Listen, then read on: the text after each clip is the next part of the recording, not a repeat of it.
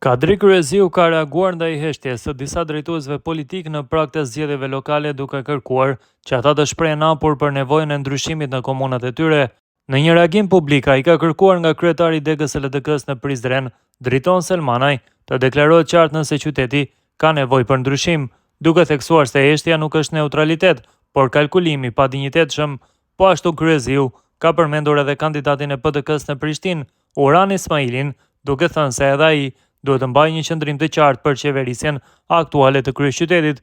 Driton Selmani, kryetari i degës së LDK-s në Prizren, duhet të tregojë hapur a ka nevojë qyteti për ndryshim apo jo. Heshtja nuk është neutralitet, është kalkulimi pa dinjitetshëm. Nëse sipas tij ka nevojë për ndryshim, atëherë Driton Selmanaj beson se Shaqir Totaj e ka udhëhequr mirë Prizrenin. E njëjta vlen edhe për Uran Ismailin në Prishtinë. Edhe ai duhet të thotë qartë nëse kryeqyteti ka nevojë për ndryshim, sepse heshtja do të thotë se përparim Rama ka qeverisur mirë. Lider janë ata që kanë guximin të mbajnë qëndrime, heshtja është virtyti i kalkulantëve, jo i prizve, shpreh Kryeziu.